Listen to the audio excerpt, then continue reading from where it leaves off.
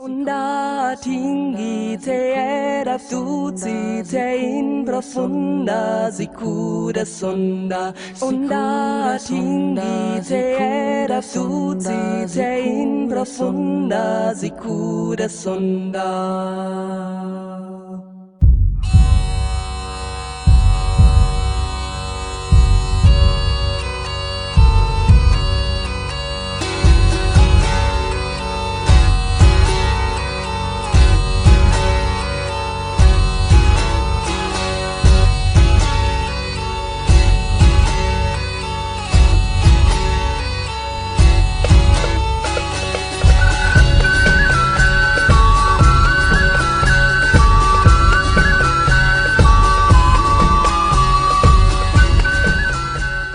G'day, Tragic here, and well, you know what's coming, Pathfinder.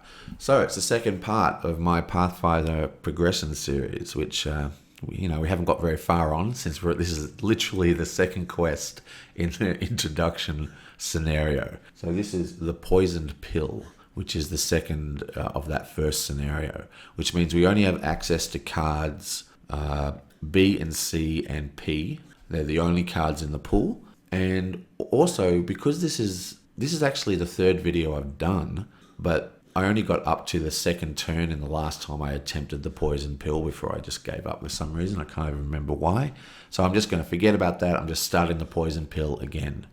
Now, if you remember, or maybe you don't know, I have a guild called Tube Tables, which sort of collects YouTubers, and on Tube Tables, I have a thread for this playthrough. And what I do on here, I have a funky little game log that sort of records every character, who they kill and what things they open and, all that kind of thing, like how they fail. But more interestingly, at the end of the scenario, I type up the card pool I have at the end of the scenario, and then all the guild members who are interested in helping out and chatting, we work out the individual decks together, and that's pretty cool. Now all those links are going to be in the description, and you can go chat there if you want. But the funny thing is, when I was setting up, and this game has a ridiculous setup. Firstly, I get halfway through the setup and then I realize I can only use cards B and C and P, so I've got to go in and find all the other scenario cards and pull them out of the pool and then remake all the decks. And then I realize that the character sheets that I'm using were before I thought of doing the the guild collective deck building, so they're not the exact decks that were on the website. So I had to build all the decks and build all the decks again. And then I thought, while I'm doing this, I'll sleeve the cards because, they're getting a bit manky from shuffling because there's so much shuffling as it's a deck builder and blah, blah, blah, blah, blah. Setup takes forever in this game. And we're talking like hours, maybe like an hour and a half just to set the game up. It's pretty crazy. Yeah, and also, for those who remember the last videos, I'm not exactly what you'd call an expert at this game. So I'll try not to make errors, but if I do make errors, keep me posted. This is one of those games that has a lot of sort of additive rules, you know what I mean? So you've got the base rules, and then you've got to remember the location rules, then you've got to remember the persistent scenario rules, and then you've got to remember the quest rules, and it's very easy to sort of forget what's going on. So hopefully I'm trying to discipline myself to read the location cards every time off camera so you don't see it, just to keep myself posted. But yeah, there may be many mistakes, so you'll just have to live with that. And please correct me so I can learn. Anyway, so this is the second quest of the first scenario, the poisoned pill. So it's the Perils of the Lost Coast. So the story is, we rocked into town only recently. We met at this pub and we all started hanging out. And while we were in the pub, we heard about these weird brigands sort of hanging out on the roads, down outside the village. And we decided to go as a group and, check it out. And we fought the villains, and we destroyed and we broke all the brigands' backs and all that kind of stuff. And now we're back in the pub and we're talking to them, but there's still more problems in this town, mainly that everyone's getting very sick. And that's why this is called the poison pill, and we're searching for the source of the sickness. And, well, let's get into this. Okay, so we're all set up and ready to get started. Now, we all go to the locations at the same time. Just going to leave these picture versions up so I remember whose decks are whose. And here's our little village. Okay, so let's start by reading the poison pill. Poison pill. Local alchemist Elvire Pillbug Potica sells all manners of herbs, but supposedly also drugs, venoms, and worst. His current interest, experimenting with lethally poisonous rat traps, is getting dangerously out of hand. Disarm his deadly traps before someone gets hurt. Okay, so that's the second quest for this little town, and this is the persistent effect. Add 2 to your checks to acquire allies. So all ally checks are +2. So we'll leave that there to remind us.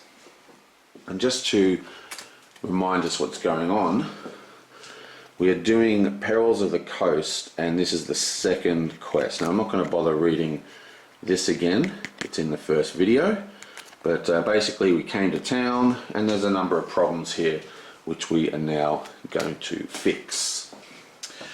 So because we're playing a 6-player game, we have the entire town is visible. Town hall, village, city gates, general store, apothecary, cathedral, the old lighthouse, I guess that is, and a guard tower. So I think we're going to send Kyra to the cathedral because she's a holy priest. She's going to check out the cathedral and see what's cooking. And I think one of these things had quite a lot of monsters. Yeah, I think we're going to send warrior chick. I don't even know how to pronounce this. AMIRI,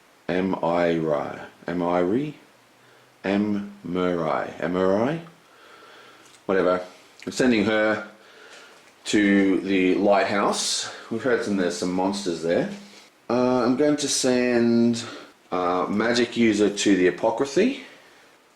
Might just put these like this so they're easier for me to read.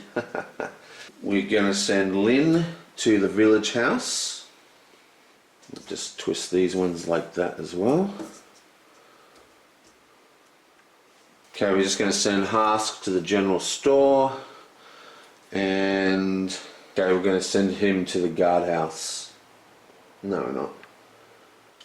I think I'll just send him to the town square. Okay. So that's our opening bids. Okay, let's grab our hand and flip the blessing deck for the first card. The current blessing is add 2 to strength base attacks. Right, so Sajan.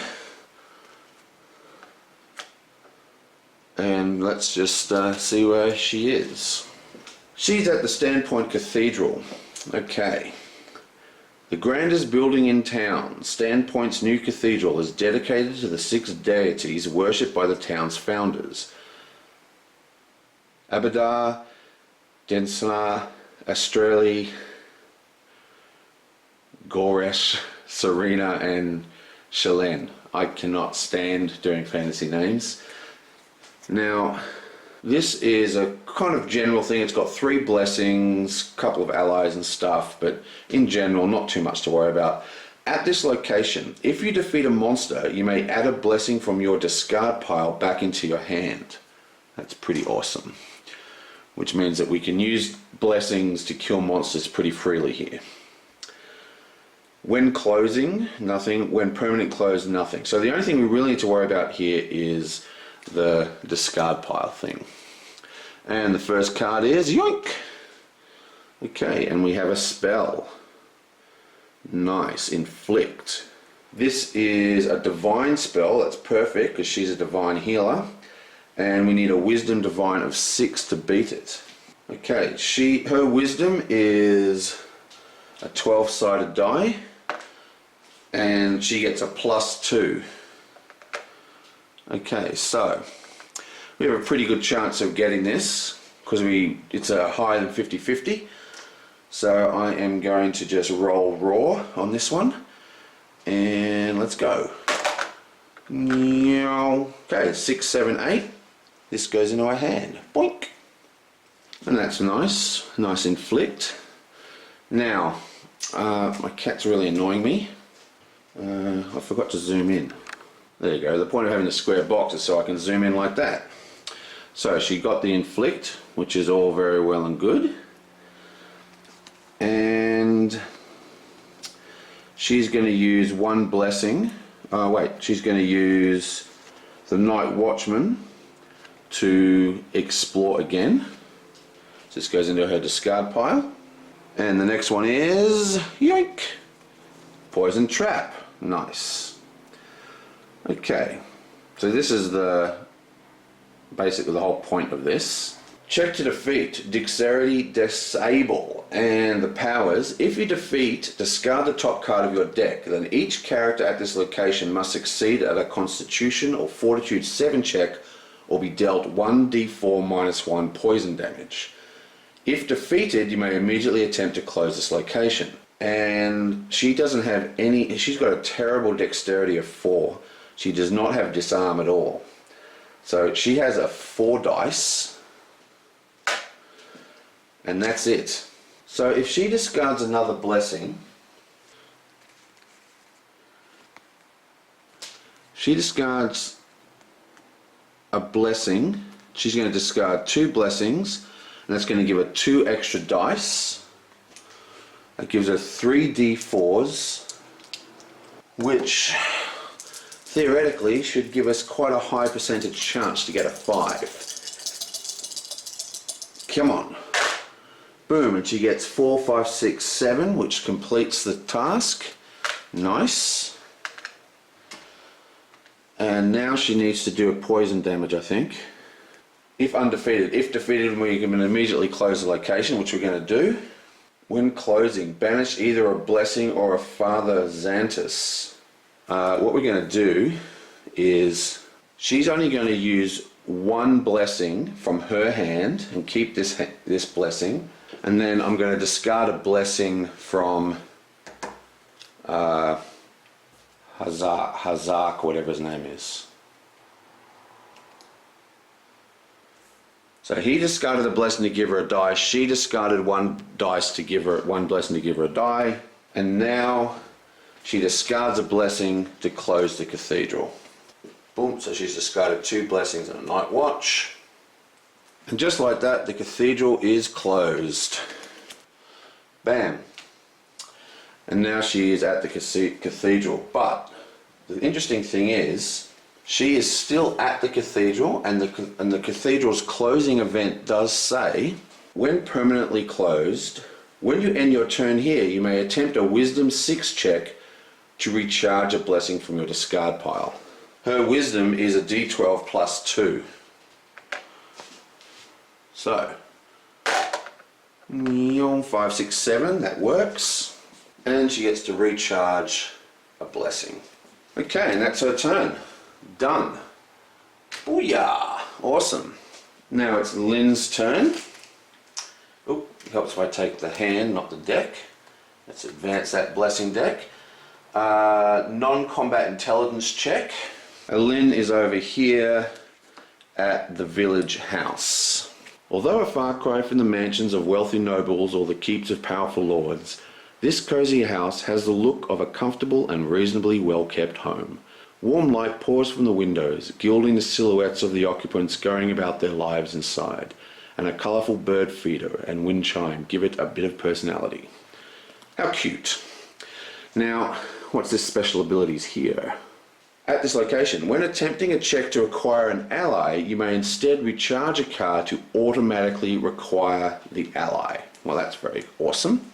Okay, so her first card is yoink, a blessing.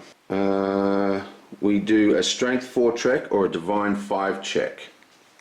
Okay, well, she is a divine 10 plus 1, so she gets plus 1.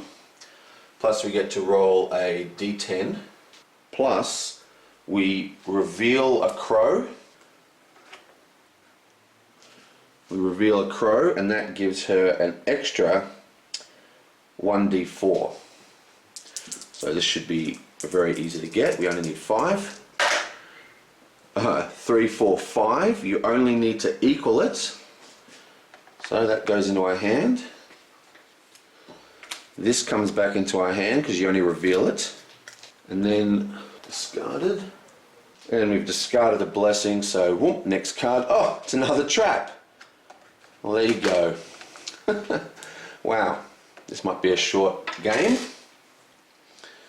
We've already done this. This is a Strengths Dexterity 5, but unlike our priest, she actually has a Dexterity of 6. She reveals her crow, gives her a... she gets the Strength of 6, she reveals a crow, which gives her a 4. And our priest is going to discard a blessing to give her another d6. Okay, so that gives her... She only needs a 5, and we're rolling with 14. No. I can't even count. 16. Boom. Okay, so that's 3, 4, 5, 6. That's a pass. Boom. And this is closed. That's another closed location on turn 1. It's pretty amazing. Now the village house. When closing, banish a card from your hand. So all we have to do to permanently close this location, and it has no persistent effect, is to banish a card from our hand, and we've got a number of cards in our hand. I want to keep the blessing, detect magic. Well, I might get rid of detect magic because the cathedral with the spells have gone, so I'm going to banish that. So this actually gets removed from the game, I believe. I have to check my terminology. Did it say banish? Banish, yeah. Banish means it gets returned to the box, and bury means it stays in your card pool, but it's removed. So this is returned to the box, it's gone forever. Wow, that's a really awesome start. Oh, and I forgot. 1, 2, 3, 4. Draw to 5. I actually forgot to draw for her. She has 1, 2, 3. And we draw 1 for 4 because she spent 1 already. So she would have drawn to 5 and then spent 1 and been back at 4. Okay, try not to make any more errors. Okay, well that was an extremely successful first 2 rounds. We closed 2 locations in 1 round, and also they were both our healers, so our healers are now free to just go around and heal people. Okay, so this one's going to be a little more complicated. Let's just turn the blessing deck. Whoop. Plus 2 dice to non-combat constitution check. And she's down here at the old lighthouse, which is a nasty location. The old lighthouse. A crumbling tower rises from the cliff west of Sandpoint. Predating the town itself, the spire is thought to be a ruined lighthouse, but some claim it has a more mysterious history. And basically, this would be a good one to send our spellcaster to, because fire traits have a 1d6 added. That's awesome. And you need an intelligent chest to close it, so we really sent her to the wrong location. But anyway, let's give it a go. Flip. Ooh, it's a siren. These are nasty if I remember right. For starters, we have to defeat them with wisdom, which, she sucks at. All damage dealt by the siren is mental damage that may not be reduced. That means we can't use, armors and stuff. If undefeated, examine the top 3 cards of your deck and discard any allies. Shuffle the remaining cards into your deck. Okay, so this is a horrendous card for her to pull. Her wisdom is a d6 plus 3. It's not very good. d6 plus 3. Unfortunately, she has nothing to help her. It's not good. She doesn't really have anything to help her, but she doesn't even have a thing. Oh, wait, can we do... Okay, maybe someone can help me in the comments. I don't know about this. See, Harsk has an ability down here. You may recharge a card to add 1d4 to a combat check at another location. Now, even though this is a wisdom, Is it still a combat check? I don't think so. I believe it would need to be like, see how that actually says combat? So even though we're fighting a monster, this is not a combat check. So what he's going to do, Harsk is going to discard another blessing. That's 2 he's discarded so far. He still has 1 in hand. And that's going to give her another d6. So with d6 plus 3, we've got 13 and we need to get 8 or more. 13, we've got 15, sorry, I keep thinking 10 for some reason because I'm an idiot. 6, 7, and this is 8, this is a 3. So that's 10 versus 8. We kill this monster and well, that's the end of that. Now she's going to discard her guide to explore the location, and it is a spell which I don't think she's going to be able to get. We need an intelligence or arcane. Intelligence arcane 4, which means she gets to roll a d4, and it is a 4 to win, so there is a 1 in 4 chance of doing this. Yoink! 3, that's a fail. Yoink. Okay, doesn't matter, that is gone. She comes back to this location. Okay, that's 1, 2, 3, 4. Another blessing, awesome. Okay. Right, Sajan's turn. Flip the blessing deck. It is add 2 dice to check to recharge a card. What? Discard this card to add 2 dice to a check to recharge a card. Okay, interesting. That's actually really cool. And Sajan is over here at the town square. Yoink! All the sound of life of the community comes together at this well-trodden square at the heart of town. People of all walks enjoy themselves here as they go about their daily business, whether it be shopping for goods, hawking their wares, or meeting with friends. But even here, there are those who lurk in the shadows, eyeing marks for more nefarious purposes.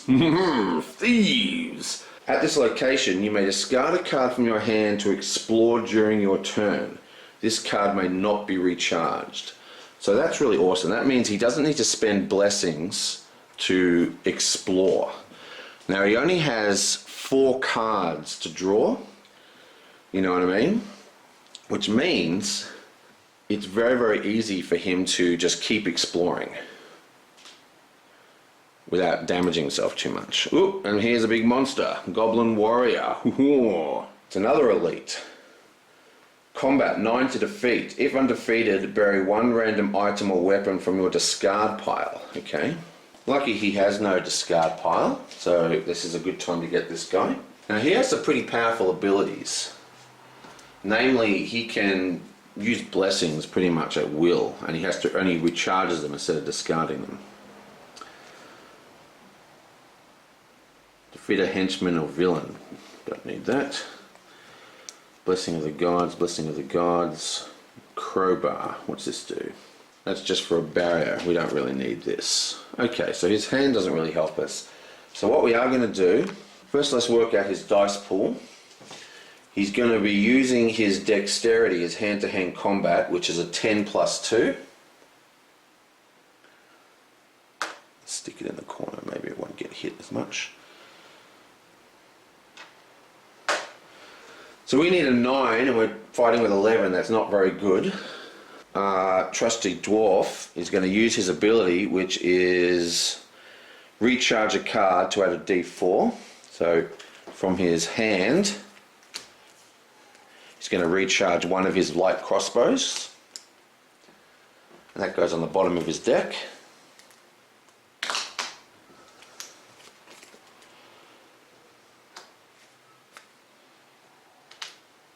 And that adds a d4.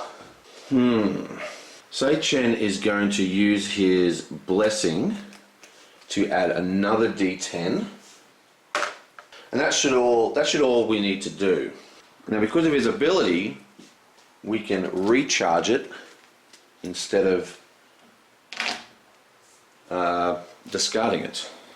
And just to check, it is a combat, so we can use Harsk and the recharge. Okay, so that's not a D10.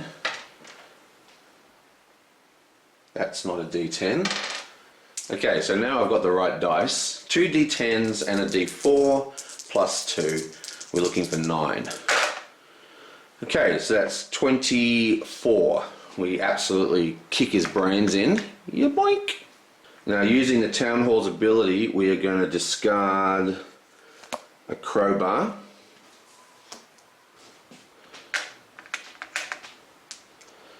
And that is going to bring out the next card, yoink, which is a soldier. And this is a Strength Melee 8 or a Charisma Diplomacy 6. Okay, well, he's only got a 6 to roll for this, so he is going to automatically fail. And that's just gone, yoink. Still, not bad. And now we draw up to 4. 1, 2, and that is the end of his go. Okay, and now it is our spellcaster's turn, my favourite. Just a normal crappy blessing. And she is at the apothecary. Just call it the pharmacy. Glass jars filled with dried herbs and jewel-like potions gleam in the soft light of the shop.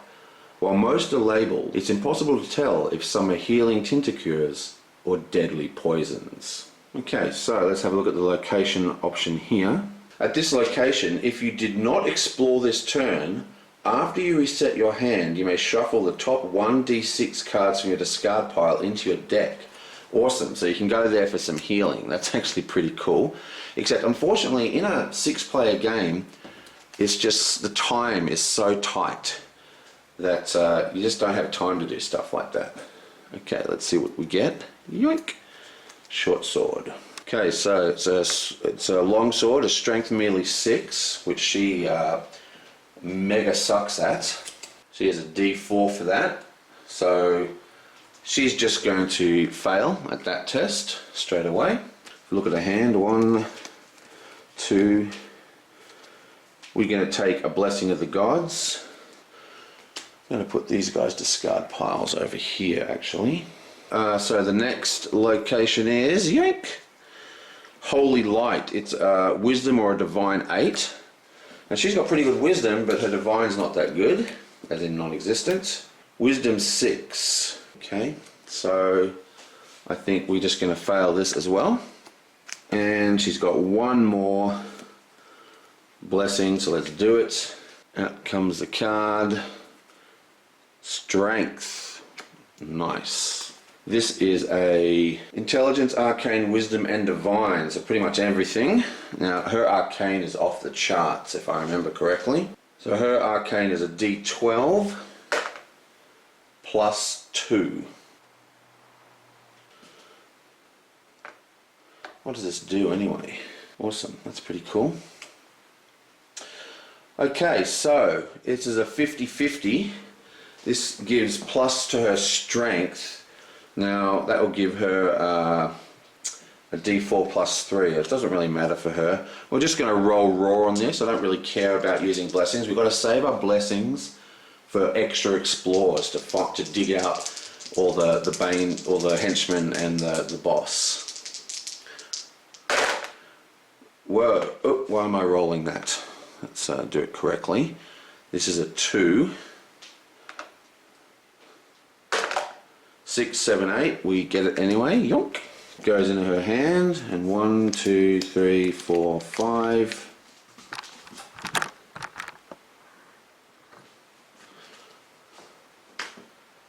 Six. Okay, so she goes back here, and it's Harsk's turn. Yonk. Yonk. Let's just draw while we're here. Yoink.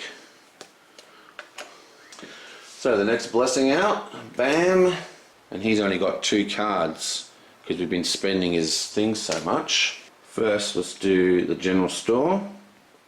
Customers can find a little bit of everything in the town's best stocked general store. mundane goods, weapons and armour, even the occasional potion.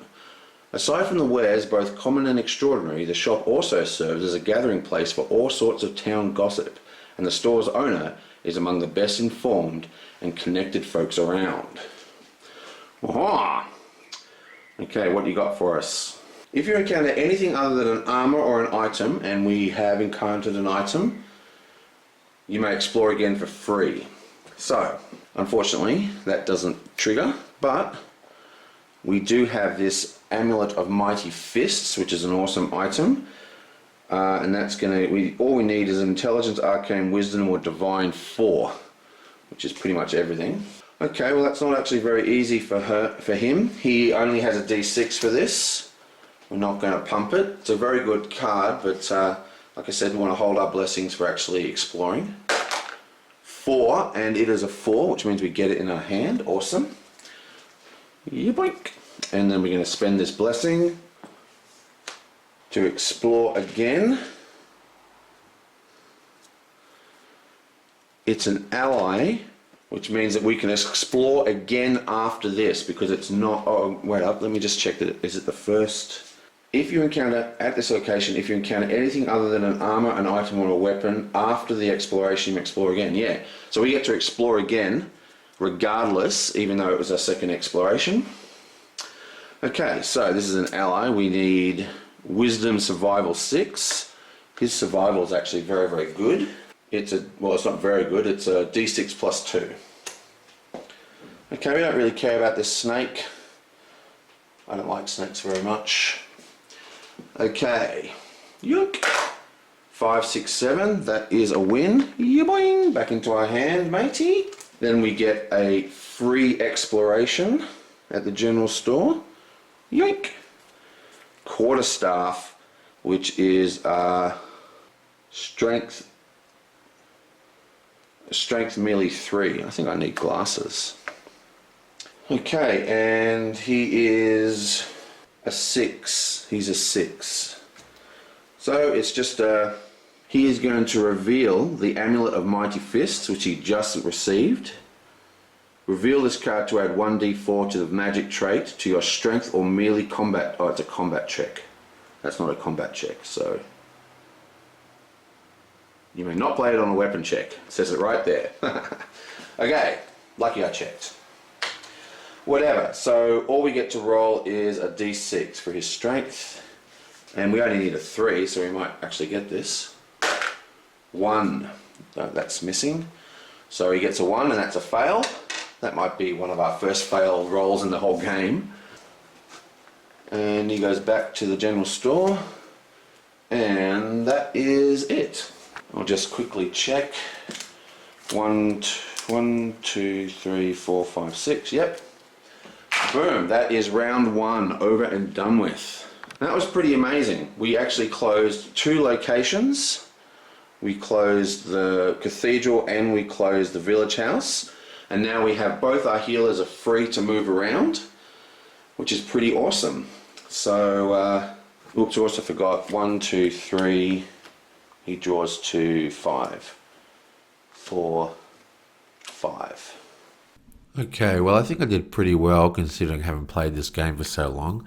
I did make a couple of pretty big mistakes, just I noticed in editing. One, I did a wisdom check, but I used divine. So when it says divine wisdom, it means divine is a separate skill check to wisdom, but it uses the wisdom die and then has a plus to it. So I've got to be very careful. I remember I get confused about that all the time just because of the way it's written on the card. I've got to try and be on top of that.